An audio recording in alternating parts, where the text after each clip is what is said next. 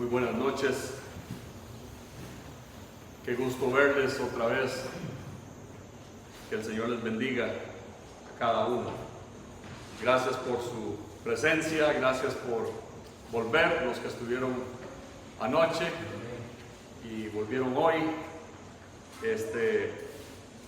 Aprecio ese interés en la palabra de Dios. Gracias también a la congregación por su apoyo, sus oraciones. He sentido eso hoy.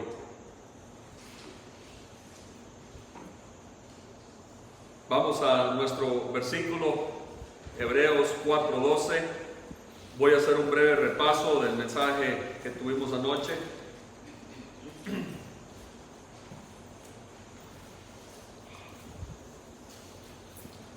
Otra vez voy a pedir que nos pongamos de pie y juntos leamos este precioso versículo. Hebreos 4:12.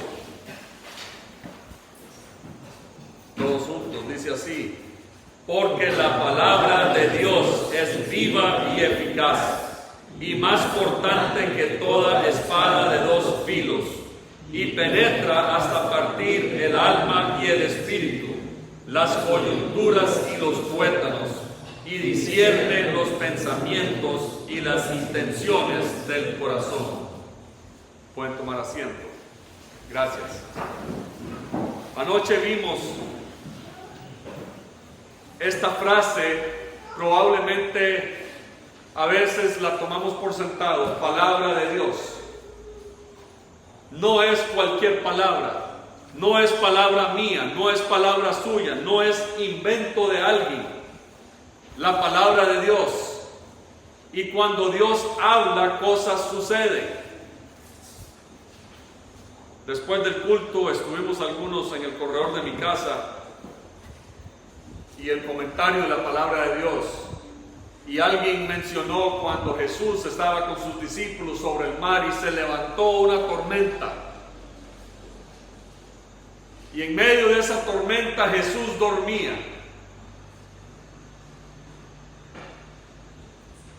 Y los discípulos se preocuparon, les dio miedo, se turbaron, se llenaron de ansiedad.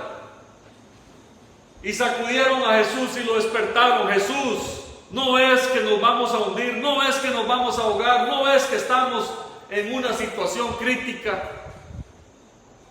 Y Jesús primero, antes de atender al mar, les dijo a ellos: hombres de poca fe. Y enseguida Él habló, y el viento y el mar le obedecieron. Y estos hombres que ya conocían a Jesús, eran sus discípulos, habían caminado con Él, entre ellos dijeron, o ellos hicieron el comentario: ¿qué hombre es este? ¿Qué hombre es este que aún el viento y el mar le obedecen? El viento y el mar no son seres vivos en sí. Un ser vivo nace, crece, se reproduce y muere. Es un organismo. Pero estas cosas no vivas obedecen a la voz de Dios, a la palabra de Dios. Muchas cosas en la creación, no es el mensaje que tengo, pero en la creación Dios habló y las cosas se hicieron por el poder de su palabra. Y esa palabra es la cual estamos hablando. La importancia de la palabra de Dios. Es viva, es eficaz. Hay otro versículo en Isaías 55:11, muy precioso, donde dice el profeta Isaías, escribe esto, hablando de Dios, hablando de Jesús: así será mi palabra que sale de mi boca, no volverá a mí vacía, sino que hará lo que yo quiero y será prosperada en aquello para que la envíe. Yo tengo la confianza que si usted está hoy aquí, si usted está escuchando la palabra de Dios, olvidémonos de Edwin, olvidémonos del mensajero. Si usted está escuchando la palabra de Dios, esa palabra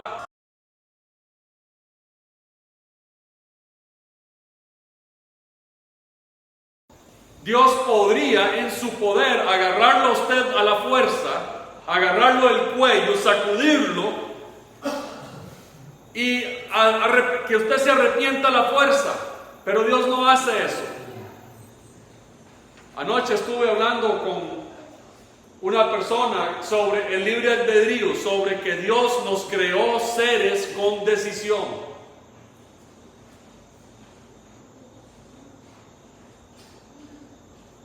Dios podría, con alguna hazaña, convencernos. Pero en su plan, en su voluntad, Él quiere que nosotros respondamos a Él, nos rindamos a Él por una decisión, por tomar una decisión, por fe, por creer. Y quiero hablar un poco de esto en esta noche. Satanás hará todo lo posible para que no atendamos a la palabra de Dios. Satanás no quiere que usted escudriñe las Escrituras. Él no quiere que usted mismo le pida a Dios sabiduría para interpretar las Escrituras. Hebreos nos dice que sin fe es imposible agradar a Dios. Si usted es un incrédulo, si usted no tiene fe, el leer la palabra de Dios no va a tener mucho sentido. Pero de alguna otra manera, la palabra de Dios sí penetra, sí llega, sí ensuaviza los corazones.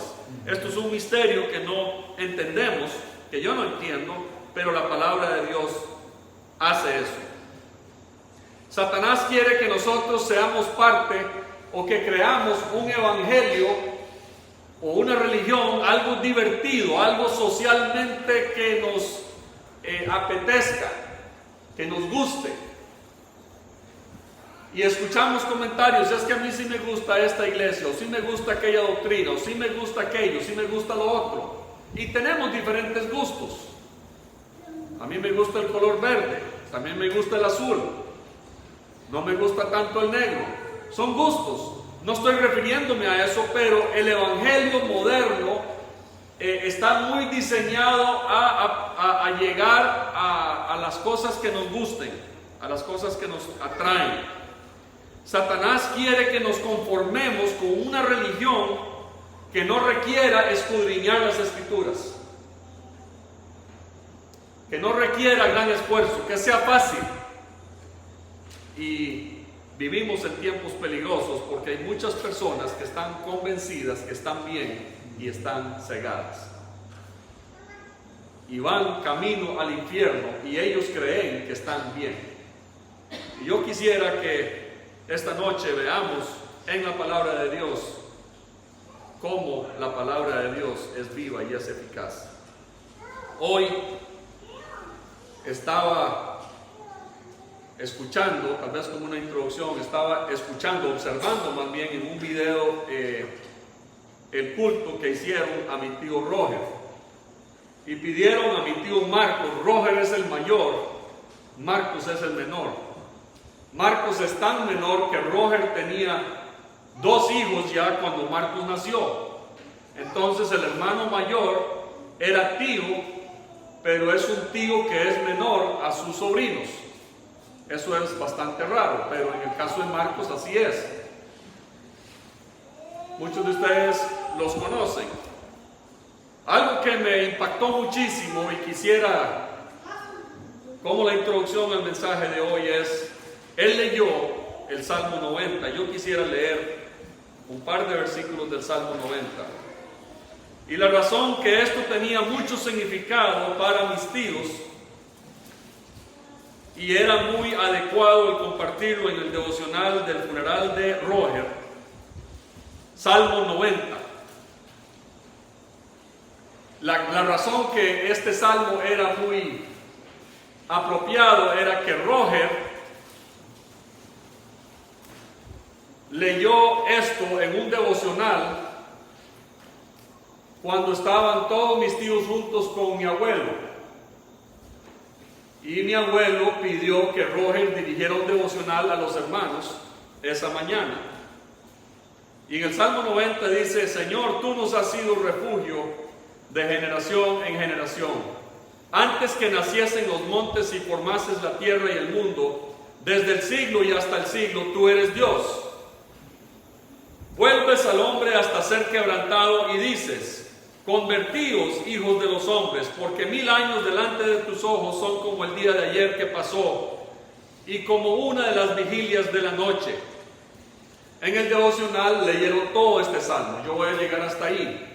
¿Por qué era esto significativo? Marcos explicó. Roger habló sobre este salmo como de generación en generación Dios nos ha hablado. Y aquí estamos todos los hermanos, estamos con papá. Y papá nos ha enseñado. Y aquí sucedieron algunas cosas en ese viaje que hicieron mis tíos con mi abuelo. Historias de reconciliación. Vivieron juntos, estaban en un cerro, en unas lomas, en la montaña. Habían hecho un viaje de camping y de cacería. Ya era el último día, ya se iban a dividir, se iban a separar y cada uno de ellos iba a ir a sus casas. Tuvieron el devocional y antes de ir a sus diferentes lados decidieron: parémonos aquí en fila y tomemos una foto. Y Roger se pararon de mayor a menor, todos los hombres, son 8 mis tíos, y mi abuelo, 9 almas. Y mi abuelo tenía problemas con las rodillas, y él se agarró del brazo de Roger, metió su mano y se agarró fuerte de Roger. Y pusieron la cámara, una cámara de esas, la ponen y alguien viene y, ¿verdad?, el conteo y tomaron la foto. Segundos después de esa fotografía, Roger le toca la mano a mi abuelo y dice: abuelo, ¿tienes frío? ¿Por qué me agarras tan fuerte? Pero mi abuelo había muerto y cayó de espalda, muerto. Y al Marcos al leer este devocional en la muerte de Roger, compartiendo esto, a mí se me corrían las lágrimas porque él dice: tuvimos el devocional, tuvimos nuestra despedida, tuvimos nuestro recuerdo y abuelo partió.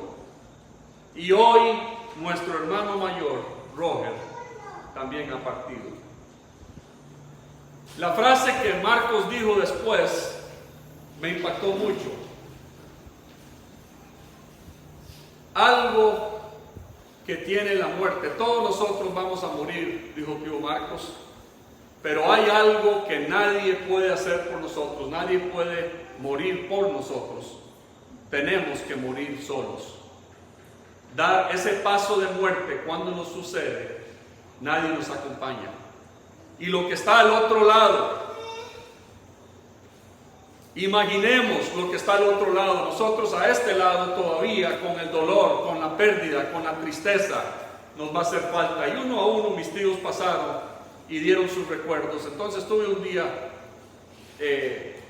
derramando lágrimas, recordando cosas. Algo que yo recordé o me imaginé hoy era: Roger tenía un vínculo muy cercano con mi madre. Imaginándome ese encuentro con abuelo Edgar, con Elena. Pero esa frase: todos nosotros morimos solos. ¿Quién le tiene temor a la muerte? Yo no estoy planeando morirme. Yo recuerdo que cuando papá estaba en su cama de muerte, él habló conmigo varias veces de ese paso. Y él dice: no tengo temor, pero estoy con cómo será el sentimiento, cómo será él. Ore por mí. Y muchas veces yo oré con papá mientras él llegaba, estaba en ese valle de sombra de muerte. Esta noche quiero hablar sobre, el título que tengo es El poder transformador del Evangelio. En la palabra de Dios, el apóstol Pablo, en Romanos 1:16, un hombre que había sido radicalmente transformado por Jesús, por el Evangelio, dice esto en Romanos 1:16: no me avergüenzo del Evangelio porque es poder de Dios para salvación. No me avergüenzo. Y Pablo era uno que él decía, él cargaba una culpa, un sentido de culpabilidad porque él perseguía a los cristianos. Él era enemigo de Dios. Ignorantemente él creía que estaba haciendo bien, pero estaba haciendo mal. Y Jesús se encontró con él camino a Damasco y su vida cambió radicalmente. Tuvo un encuentro con Jesús. Y desde ese día la vida de Pablo, se llamaba Saulo, de Pablo cambió radicalmente. Quiero hablar esta noche sobre la importancia de que cada uno de nosotros tengamos ese encuentro con Jesús. Chente lo mencionó, el nacimiento de nuevo. No podemos creer que con ser buenas personas, ser salvos. No podemos imaginarnos que con hacer obras, que esas cosas nos van a hacer salvos. Jesús predicó y habló sobre el nacimiento de nuevo. Vamos a pensar un poco en la palabra evangelio. El poder transformador del evangelio, cuando nos tenemos ese encuentro con Jesús, cuando nacemos de nuevo, cuando tenemos esa transformación, sucede algo. Nos lleva de muerte a vida, nos lleva de derrota a victoria, nos transporta de las tinieblas a la luz admirable, de vergüenza a dignidad, de bastardos a hijos, de pecador a discípulo perdonado. Y después de convertidos, después de nacer de nuevo, al cristiano nos lleva de gloria en gloria. El evangelio, el poder del evangelio nos sigue transformando, nos sigue regenerando, nos da vida. Y Él os dio vida a vosotros cuando estabais en vuestros delitos y pecados. Por gracia sois salvos. Y podríamos usar muchas otras comparaciones. ¿Qué es el evangelio? El significado de la palabra evangelio es buenas nuevas, las buenas nuevas.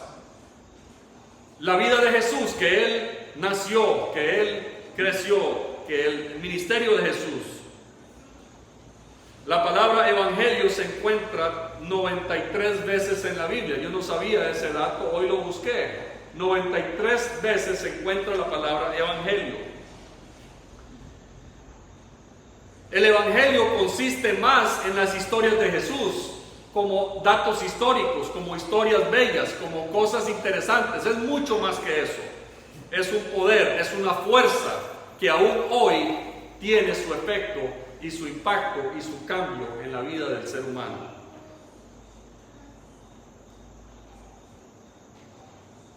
El creer por fe, el recibir por fe, el vivir por fe. Ya mencioné el versículo en Hebreos 11:1, sin fe es imposible agradar a Dios. ¿Qué es lo que mata la fe? Una de las cosas que destruye la fe es la incredulidad. El ser incrédulo, el no creer. Yo no creo. Tal vez no hay cosa más insultante como ser humano que usted llegue y diga algo con toda honestidad y con toda sinceridad y que te digan: no te creo, no te voy a creer, usted es un pajoso. Hay personas que merecen ese título porque sí lo son, no hablan verdad.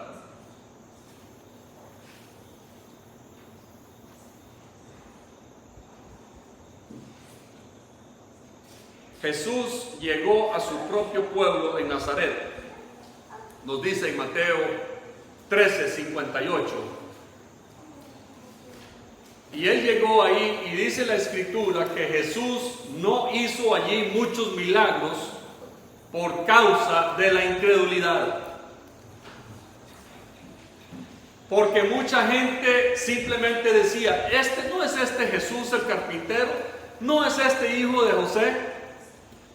¿Y no es esta María su madre y estos son sus hermanos? Y por causa de esa incredulidad Jesús no hizo milagros. No dice que no podía hacer, pero no los hizo. Lo que obstaculiza la fe es incredulidad.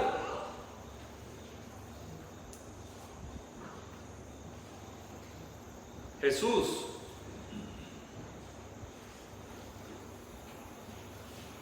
tiene algo que decirnos en cuanto a eso.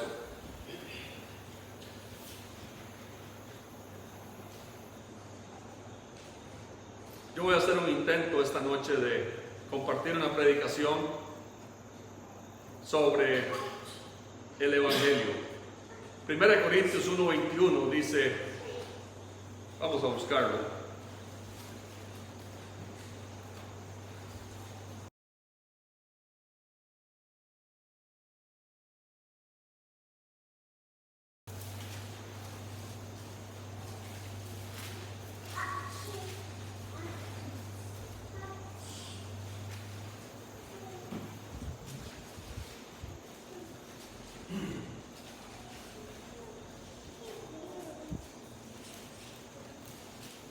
La última parte, agradó a Dios salvar a los creyentes por la locura de la predicación. Quiero predicar un mensaje esta noche sobre compartir con ustedes de 3 mujeres y 3 hombres que tuvieron un encuentro con Jesús.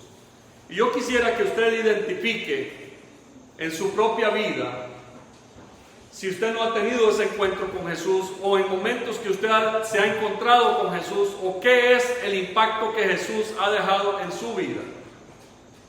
Vamos a ver 3 personas, no sé cuánto tiempo vamos a tener que correr. Aún pensé, tal vez vemos nada más 3 personajes. Pero el punto que quiero dar es, personas que han tenido encuentros con Jesús no salen igual.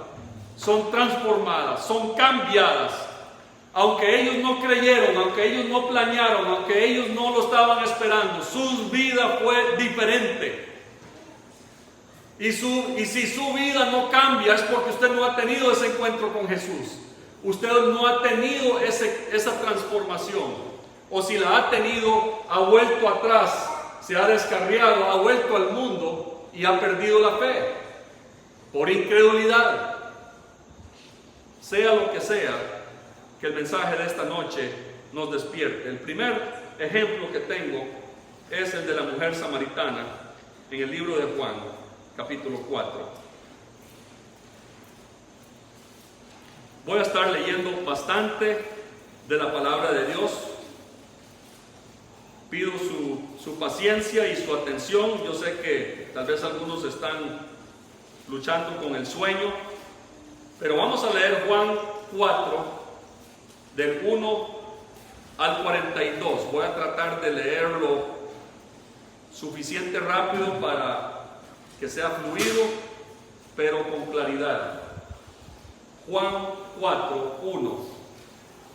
Cuando pues el Señor entendió que los fariseos habían oído decir, Jesús hace y bautiza más discípulos que Juan, aunque Jesús no bautizaba sino sus discípulos, salió de Judea y se fue otra vez a Galilea, y le era necesario pasar por Samaria. Vino pues a una ciudad de Samaria llamada Sicar, junto a la heredad que Jacob dio a su hijo José. Y estaba allí el pozo de Jacob. Entonces Jesús, cansado del camino, se sentó así junto al pozo. Era como la hora sexta. Vino una mujer de Samaria a sacar agua, y Jesús le dijo, dame de beber, pues sus discípulos habían ido a la ciudad a comprar de comer. La mujer samaritana le dijo, ¿cómo tú, siendo judío, me pides a mí de beber, que soy mujer samaritana? Porque judíos y samaritanos no se tratan entre sí. Respondió Jesús y le dijo, si conocieras el don de Dios y quién es el que te dice, dame de beber, tú le pedirías y él te daría agua viva. La mujer le dijo, Señor, no tienes con qué sacarla, y el pozo es hondo. ¿De dónde pues tienes el agua viva? ¿Acaso eres tú mayor que nuestro padre Jacob, que nos dio este pozo del cual bebieron él, sus hijos y sus ganados? Respondió Jesús y le dijo, cualquiera que bebiere de esta agua volverá a tener sed. Mas el que bebiere del agua que yo le daré, no tendrá sed jamás, sino el agua que yo le daré será en él una fuente de agua que salte para vida eterna. La mujer le dijo: Señor, dame esa agua para que no tenga yo sed ni venga aquí a sacarla. Jesús le dijo: Ve, llama a tu marido y ven acá. Respondió la mujer y dijo: No tengo marido. Jesús le dijo: Bien has dicho, no tengo marido, porque 5 maridos has tenido, y el que ahora tienes no es tu marido. Esto has dicho con verdad. Le dijo la mujer: Señor, me parece que tú eres profeta. Nuestros padres adoraron en este monte, y vosotros decís que en Jerusalén es el lugar donde se debe adorar. Jesús le dijo: Mujer, créeme que la hora viene cuando ni en este monte ni en Jerusalén adoraréis al Padre.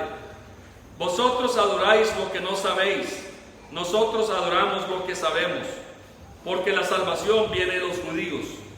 Mas la hora viene y ahora es cuando los verdaderos adoradores adorarán al Padre en espíritu y en verdad, porque también el Padre tales adoradores busca que le adoren.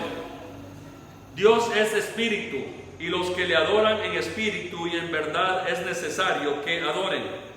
Le dijo la mujer: Sé que ha de venir el Mesías, llamado el Cristo. Cuando Él venga, nos declarará todas las cosas. Jesús le dijo: Yo soy el que habla contigo. En esto vinieron sus discípulos y se maravillaron de que hablaba con una mujer. Sin embargo, ninguno dijo: ¿Qué preguntas o qué hablas con ella? Entonces la mujer dejó su cántaro y fue a la ciudad y dijo a los hombres: Venid, ved a un hombre que me ha dicho todo cuanto he hecho. ¿No será este el Cristo? Entonces salieron de la ciudad y vinieron a él. Entre tanto, los discípulos le rogaban diciendo: Rabí, come. Él les dijo: Yo tengo una comida que comer que vosotros no sabéis. Entonces los discípulos decían unos a otros: ¿Le habrá traído alguien de comer? Jesús le dijo: Mi comida es que haga la voluntad del que me envió y que acabe su obra. ¿No decís vosotros: aún faltan 4 meses para que llegue la siega? He aquí os digo: alzad vuestros ojos y mirad los campos, porque ya están blancos para la siega. Y el que siega recibe salario y recoge fruto para vida eterna, para que el que siembre goce juntamente con el que siega. Porque en esto es verdadero el dicho: uno es el que siembra y otro es el que siega. Yo os he enviado a segar lo que vosotros no labrasteis. Otros labraron y vosotros habéis entrado en sus labores. Y muchos de los samaritanos de aquella ciudad creyeron en él por la palabra de la mujer, que daba testimonio diciendo: Me dijo todo lo que he hecho. Entonces vinieron los samaritanos a él y le rogaron que se quedase con ellos, y se quedó allí 2 días. Y creyeron muchos más por la palabra de él. Y decían a la mujer: Ya no creemos solamente por tu dicho, porque nosotros mismos hemos oído y sabemos que verdaderamente este es el Salvador del mundo, el Cristo.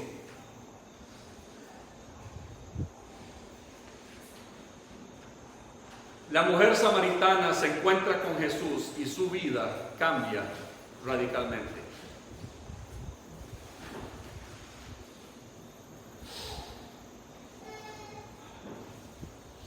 Una mujer pecadora, una mujer religiosa, una mujer que tenía hasta convicción, pero se encuentra con Jesús y Jesús le ofrece agua viva, algo diferente. Y a mí lo que me llama la atención de esta mujer, cuando ella se impacta, su testimonio, ella vuelve al pueblo y dice: ¿No será este el Cristo? ¿No será este el Mesías? ¿Por qué decía eso? Porque aquí hay un hombre que me ha dicho a mí todo cuanto yo soy. Conoce mi vida, conoce mis pecados, conoce mis secretos. Me conoce al revés y al derecho. Me pidió agua, me ofreció agua viva. Y ella creyó. Ella creyó. Y tan convencida estaba con su creer que logró convencer a otros. Aquí hay un reto para nosotros los cristianos. ¿Qué tan efectivo es su testimonio? ¿Qué tan efectivo es el cambio en su vida? ¿Qué tan efectivos son sus palabras? ¿Convencen? Porque usted está convencido. Esta mujer no podía quedarse callada. Algunos no creyeron, porque tal vez por la reputación de la mujer, no sé. Pero cuando Jesús vino y les habló, ellos también creyeron por su palabra. La importancia de creer. Vamos ahora al capítulo 8. Aquí tenemos el ejemplo de la mujer adúltera.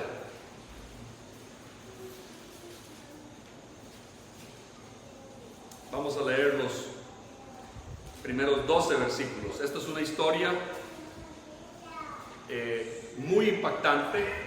La hemos escuchado quizás muchas veces, pero yo quiero que notemos algo en especial en esta historia.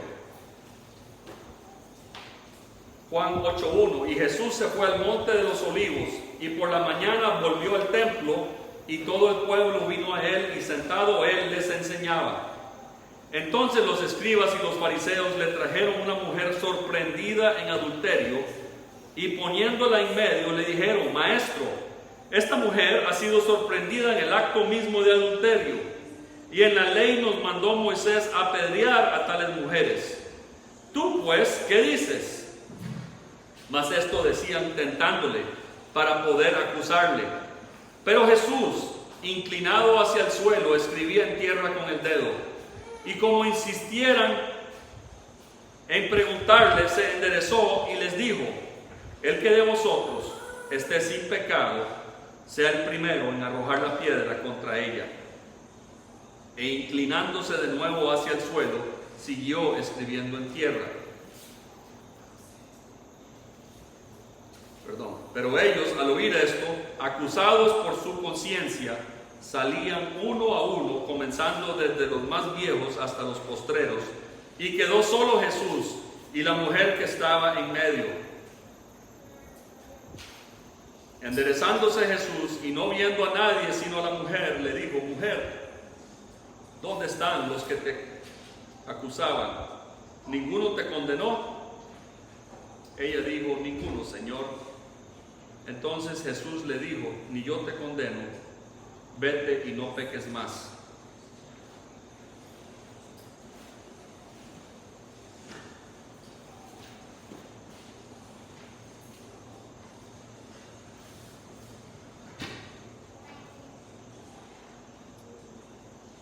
Un encuentro inesperado. ¿Qué era la condición de esta mujer? Una mujer pecadora.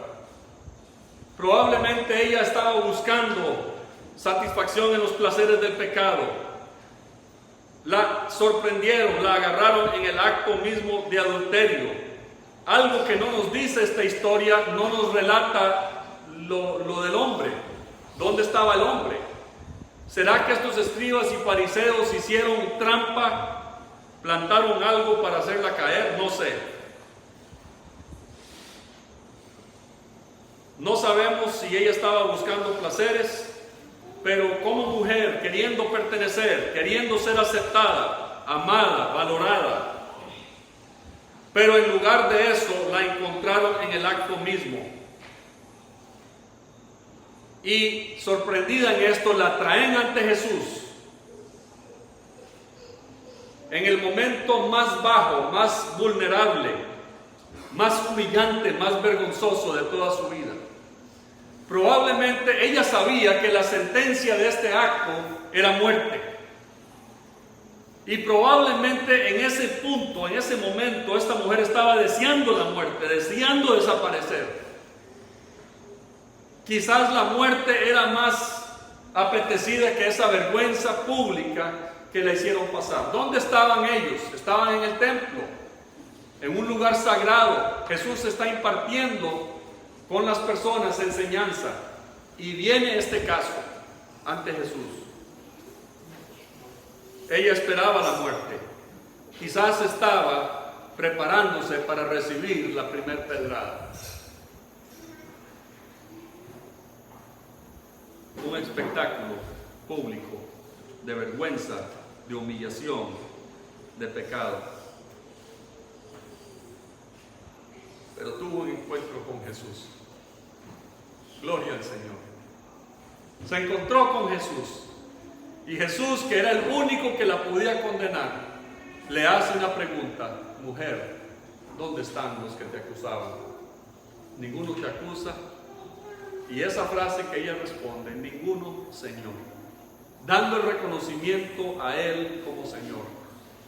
Y Jesús le da esas palabras de gracia, de amor, de perdón, de misericordia: ni yo te condeno, vete y no peques más. El testimonio para todos los que estaban allí. Qué increíble un encuentro con Jesús. La mujer samaritana, la mujer adúltera. Hay otra historia más en Lucas 8.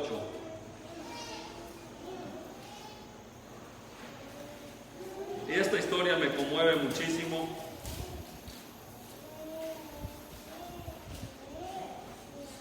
Porque no era una mujer pecadora, pero por su condición era una mujer destituida, indigna, por los religiosos, por la ley impura, apartada.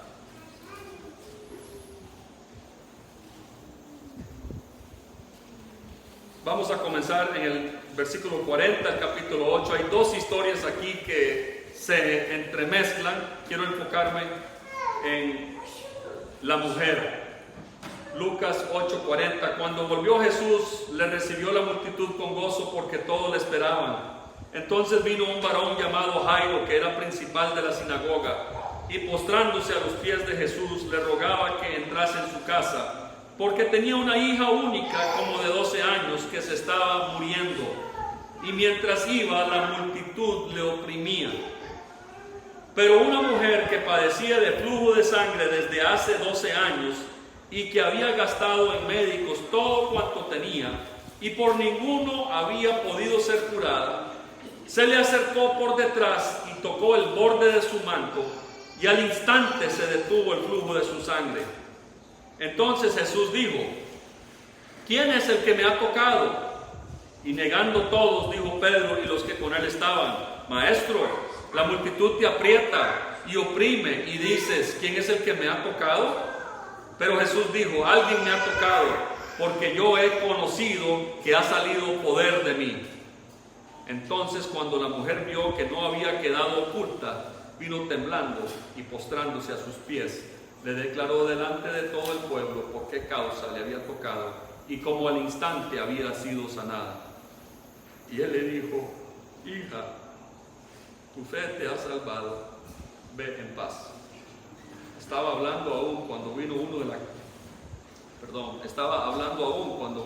de casa del principal de la sinagoga a decirle: tu hija ha muerto, no molestes más al maestro.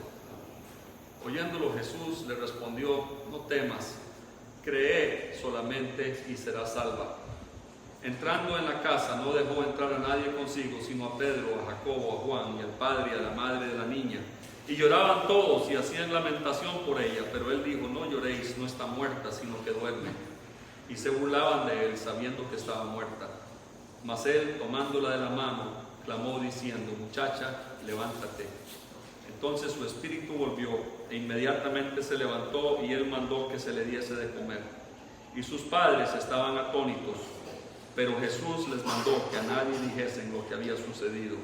Dos historias en esta porción, dos historias preciosas. Jesús pide: cree solamente, cree en mí. El que cree en mí, aunque esté muerto, vivirá. Pero algo, quiero enfocarme en la mujer con el flujo de sangre. Tenía un padecimiento vergonzoso, un padecimiento ya por 12 años. Había sufrido muchísimo, había gastado su dinero en médicos, nadie le daba solución. ¿De dónde ella empezó a acumular ese creer? Si tan solo Yo no puedo, yo soy indigna, yo soy aparte, yo soy impura, yo no puedo llegar ante el maestro, yo no puedo ir al templo, se me prohíbe ir ahí, yo no puedo acercarme. Pero si acaso Él pasa y yo puedo tocar el borde de su manto, seré salva. ¿Qué clase de fe produce eso? Esta mujer tuvo esa clase de fe. Y en toda esta escena, ¿será que Jesús no sabía quién le había tocado? Jesús quería que esto se diera el testimonio. Él no hizo un espectáculo para avergonzarla. Él la usó como un testimonio de su poder y para su gloria. ¿Quién me ha tocado? Y ella con vergüenza: Señor, yo te toqué. Pero dio su testimonio. Imagínense ustedes el recibir del Dios Todopoderoso, el Creador de los cielos y la tierra, el que se voltee. Una mujer que había sufrido, que había sido rechazada, que no había podido ir a los cultos, ir al templo, considerada impura, y que Jesús se voltea y le diga: hija,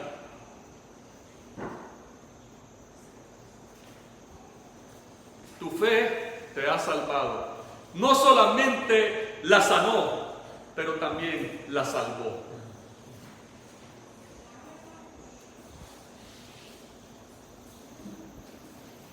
La herida más grande que tiene el ser humano es el del pecado.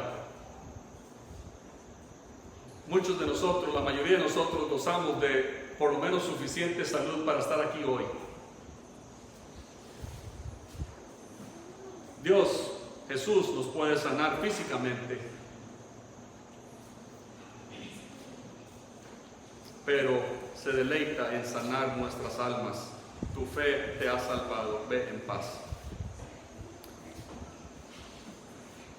No tenemos tiempo para ver todo lo de los 3 hombres. Tengo 3 hombres, tal vez voy a brevemente referirme a estos 3 hombres. Uno que me impacta mucho es el hombre ciego de nacimiento.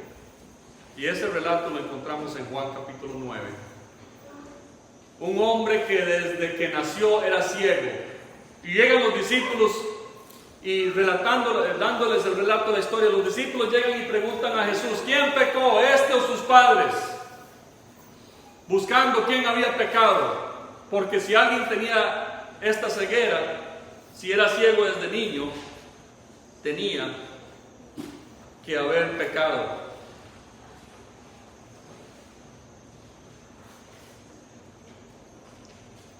Voy a ir a Juan para asegurar que los datos los tengamos bien. Juan capítulo 9. Lo que Jesús contesta en el versículo 3. Respondió Jesús: no es que pecó este ni sus padres, sino para que las obras de Dios se manifiesten en él. Sino para que las obras de Dios se manifiesten en él. Esto es un instrumento para que ustedes crean. Pueblo incrédulo, ¿por qué no creemos? ¿Por qué ustedes no creen? ¿Por qué todo tienen que asociarlo con una cosa u otra? Esto es un instrumento de Dios, dijo Jesús. Y vemos lo que Jesús hace. Dijo esto y hizo algo extraordinario y diferente, y no tiene nada que ver una cosa con la otra, pero no sé por qué lo hizo así. Tal vez ustedes entienden, pero Jesús escupe en tierra, dice, y hace barro. Y de este barro llega y le unta los ojos al ciego y le dice: vaya, lávate.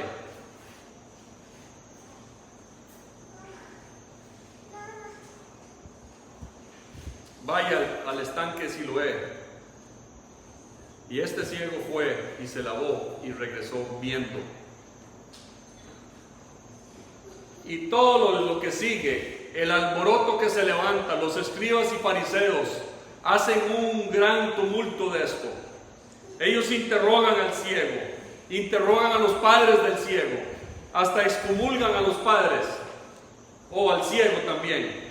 Pero hay una declaración que este ciego hace, que es una maravilla, porque él tuvo un encuentro con Jesús, un encuentro que cambió totalmente su vida.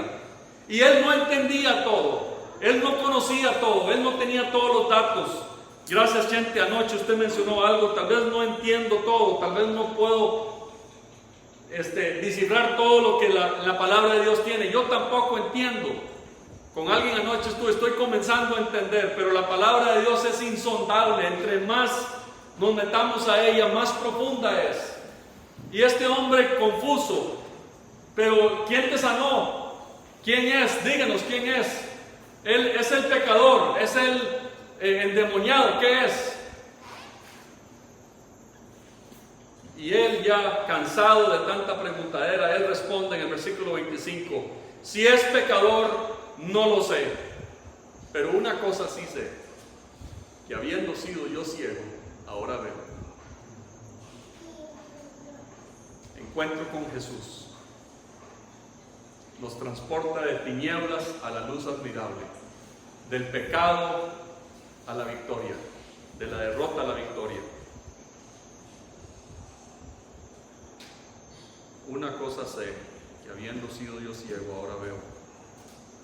Uno de los discípulos, el apóstol, el discípulo Tomás, todavía no había recibido su apostolado, pero en Juan capítulo 20, Tomás había tenido relación con Jesús, había conocido de Jesús, había visto los milagros de Jesús, había caminado con Jesús, tenía muchos datos, teorías, conocimiento, pero quizás nunca había tenido un encuentro con Jesús, nunca había llegado a lo profundo de su ser, nunca había obtenido esa transformación.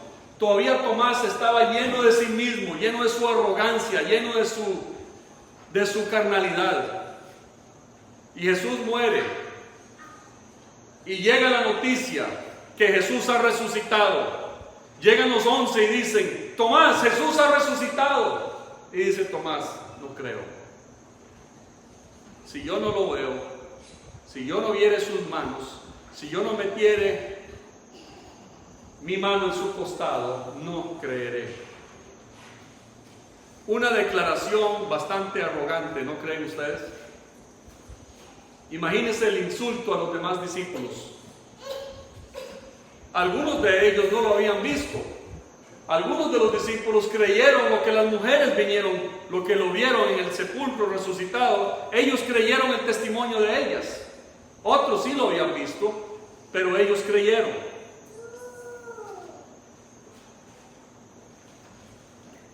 Juan 20, 25. Le dijeron pues los otros discípulos: al Señor hemos visto.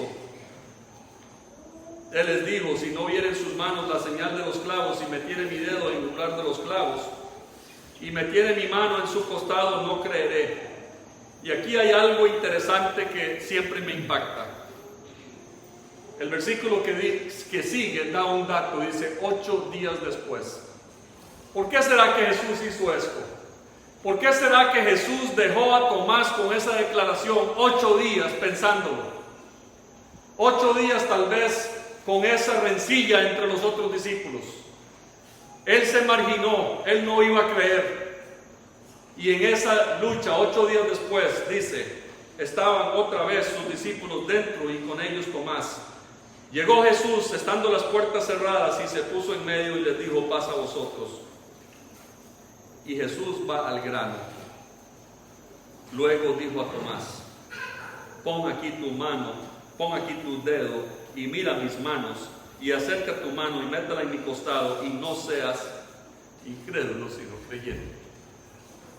A mí me impacta mucho esto, amados oyentes. La palabra de Jesús: no seas un incrédulo sino un creyente. Y ahora sí Tomás tiene un encuentro con Jesús. Él cae postrado a sus pies y dice: Señor mío y Dios mío. Señor mío y Dios mío.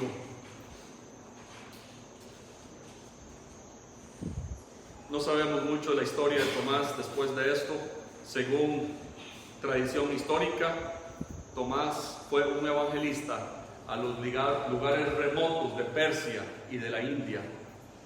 Y él murió un mártir, traspasado con lanzas, porque se identificó con Cristo, porque Jesús lo cambió, porque tuvo un encuentro con Jesús, porque creyó.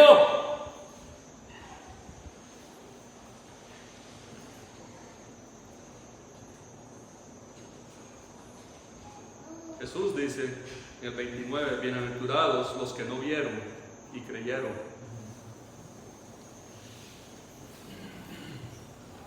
El último que iba a mencionar es Pedro, y rápidamente nada más voy a mencionar por encima. Conocemos el personaje de Pedro, un hombre impulsivo, un hombre de un temperamento arrancado, que él era de acción, un hombre fuerte. En la última cena del Señor, cuando Jesús estaba con sus discípulos y Jesús empieza a lavar los pies de los discípulos, los otros discípulos tal vez no entendían, pero se dejaron lavar. Llega donde Pedro, no me lavas a mí los pies. No, Jesús, ¿cómo se le ocurre? Usted siendo nuestro maestro, nuestro Señor, ¿cómo me vas a lavar los pies? Entonces Jesús le dice, si no te lavare los pies, no tendrás parte conmigo. Y cambia radicalmente y después dice, bueno, no me lave solo los pies, sino la cabeza y las manos, báñeme. Eso era Pedro, extremos. Y Jesús continúa hablando y él hace la declaración, yo nunca te abandonaré, iré contigo hasta la muerte. Y Jesús le dice, Pedro, esta noche, antes que el gallo cantare, 3 veces me negarás 3 veces. Sabemos la historia y cómo Pedro lloró amargamente. Y pasa el tiempo, Jesús muere. Después de la resurrección de Jesús, aún no había tenido ese encuentro de corazón. Pedro también conocía a Jesús, vio sus milagros, tuvo sus enseñanzas, participó con él, comió con él, caminó con él, pasó tiempo con él, pero no había tenido el encuentro interno que Jesús quería lograr. Y vemos esto en este capítulo 21, cuando van a pescar, capítulo 21, van a pescar y vuelven. Y Jesús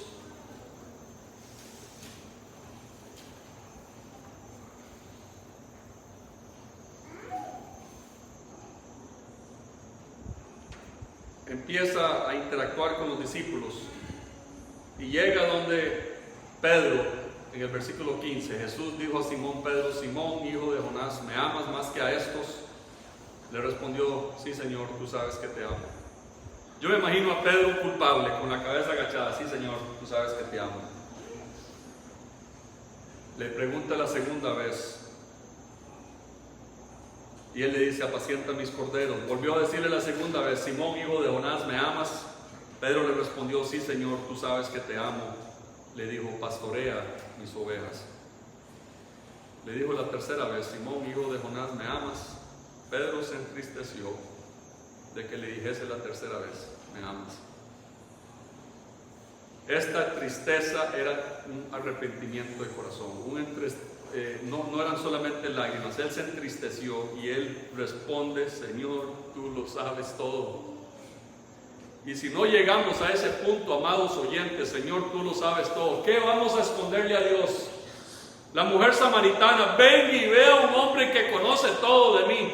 La mujer adúltera, tirada a la calle en su vergüenza, todo el mundo sabía, el creador de los cielos sabía, estaba en presencia de él, no había nada oculto, confesiones abiertas. Tomás, Señor mío, Dios mío, la mujer con el flujo de sangre, hija, tu fe te ha salvado. Y ahora Pedro dice, Señor, tú lo sabes todo. En conclusión, ¿cree usted en Jesús? Los demonios, dice la Biblia que los demonios también creen y tiemblan. ¿Cómo es nuestro creer? ¿Por qué hay incredulidad en su vida? ¿Qué nivel de incredulidad tiene usted en su vida que está paralizando su fe? ¿Hay algo que usted esconde que se ha vuelto una atadura? Hay algo de usted, hay algún pecado oculto que nadie sabe, de lo que usted sabe, nadie sabe, pero usted lo oculta y eso se ha vuelto una atadura. Si se dan cuenta, si la gente se da cuenta de esto de mí, ¿a quién vamos a engañar? Jesús ya lo sabe todo. Señor, tú lo sabes todo, dijo Pedro. Tú sabes que yo fui un hipócrita, tú sabes que yo fui un impulsivo, tú sabes que te traicioné, tú sabes mis debilidades. En la Escritura tenemos lugares donde personas rogaron a Jesús, ayuda a mi incredulidad. Hay una ceguera que no te permite creer. Es el orgullo. Tal vez no vas a dar el brazo a torcer. ¿Qué es? Jesús dice, aquí estoy a la puerta y llamo. Si alguno oye mi voz y abre la puerta, entraré a él y cenaré con él y él conmigo. Esta noche Jesús te hace una invitación. Esta noche Jesús está a la puerta, Él está llamando. Y puede hacer que esta noche sea la última vez que Dios te llame. No sabemos si mañana viene, no sabemos de mañana. Ayer ya pasó, mañana no ha venido. Hoy es el día de la salvación. Si alguno oye mi voz, yo tengo la confianza que el Espíritu de Dios ha hablado a los corazones. Si alguno oye la voz, ya escuchamos la voz, ahora nos toca a nosotros. Abramos la puerta para que Jesús entre a nuestro corazón. Quiero hacerles una invitación, igual que anoche. Si hay alguien aquí que quiere responder al llamado de Jesús, si hay alguien aquí que siente en su corazón culpa, temor, o no cree, tiene incredulidad, pero toma un paso de fe, que el mensaje de hoy, la palabra de Dios, que es viva y es eficaz y es más cortante, ha penetrado su corazón y quiere dar un paso de fe, hacer un pacto con Jesús y quiere abrir esa puerta, quiere decir, yo acepto, yo quiero nacer de nuevo, yo quiero ser un cristiano, yo quiero identificarme con Jesús, yo quiero que Jesús me transforme. Hoy es su oportunidad de hacer y tener ese encuentro con Jesús. Tal vez usted practica una religión, tal vez usted tiene una fe, tal vez usted tiene una forma de creer, igual que Tomás, igual que Pedro, igual que estas personas, un concepto de religión, un concepto de Jesús, pero nunca ha tenido ese encuentro personal con Jesús, donde usted dé un testimonio. He aquí un hombre que sabe todo de mí y no me ha rechazado, me está invitando que me arrepienta, que me humille. Vamos a inclinar el rostro en oración. Nuestro Padre, rogamos, Señor, que como tú has dicho en tu palabra, que tu palabra no volverá vacía.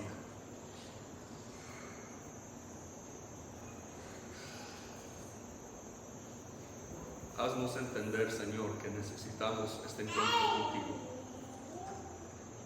Denos el valor, Señor, ya escuchamos tu voz, denos el valor de abrir la puerta y permitir que tú entres a nuestro corazón.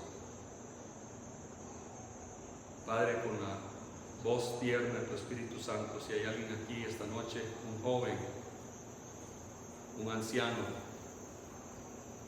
una persona que ha tomado el paso de ser cristiano, pero se ha enfriado, se ha alejado de ti y quiere profundizar su vida, cualquiera que sea la necesidad. Si hay un corazón herido con amargura y no tiene paz, Señor, que tu presencia, tú eres el maestro, tú eres el sanador, tú nos conoces, tú sabes todo de nosotros. Delante de ti no hay nada que podamos esconder, pero tú quieres darnos la invitación y que nosotros respondamos a tu voz. No nos obligas. Señor, dé con tu voz el valor de tomar una decisión por Cristo esta noche. Nos oramos en el nombre de Jesús. Amén. Hay un canto, el 182, y la invitación es, si usted siente en su pecho el deseo, en su corazón, el responder mientras cantamos, póngase de pie en una señal pública de que yo me identifico, yo quiero tomar pasos para Dios. Este canto en el coro dice, hay poder en Jesús. Cantemos 182. Quieres ser salvo de toda maldad, tan solo hay poder en mi Jesús. Quieres vivir y gozar santidad, tan solo hay poder en Jesús. Hay poder.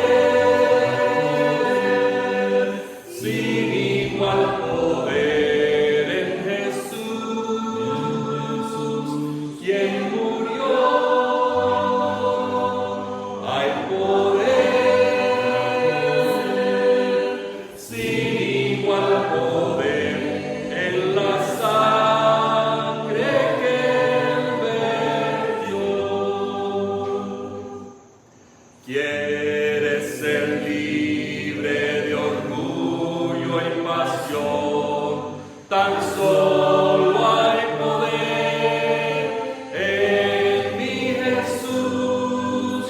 Quieres vencer toda cruel tentación, tan solo hay poder en Jesús. Hay poder.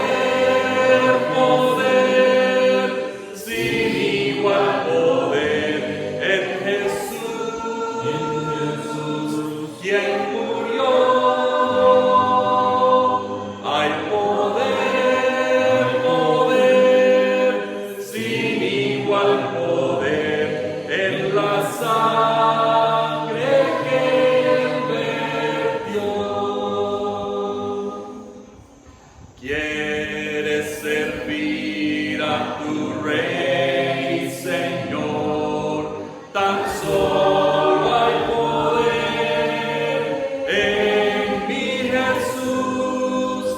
Ven y ser salvo podrás en su amor, tan solo hay poder en Jesús. Dios le bendiga. Hay poder.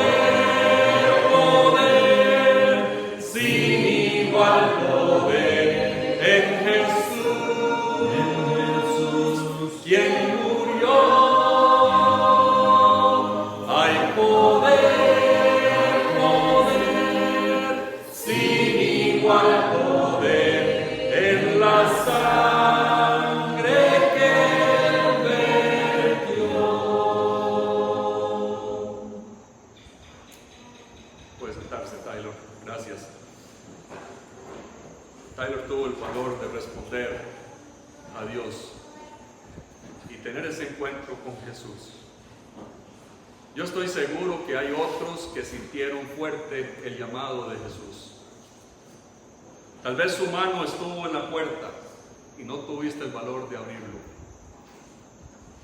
Hoy en la noche o después del culto, usted quiere hablar con alguien, quiere orar con alguien, quiere simplemente conversar, entender. Hágalo. Muchos hay aquí que están dispuestos de conversar, de orar con usted. La invitación no se cierra aquí. Yo no quiero dar a entender que esto fue la única oportunidad. No. Dios es espíritu y Él, como dijo aquí en esta escritura, en todo lugar, en todo momento, su espíritu puede salvarnos. Él nos habla, Él nos llama, podemos a solas. Pero téngalo por seguro que cuando respondemos a la voz, todo el mundo se va a dar cuenta que yo me identifiqué con Jesús. Voy a ser como la mujer samaritana. Venid y ved un hombre que conoce todo de mí, que me ha cambiado. Que Dios les bendiga, amados oyentes. Gracias por su atención, gracias por su reverencia, gracias por su presencia.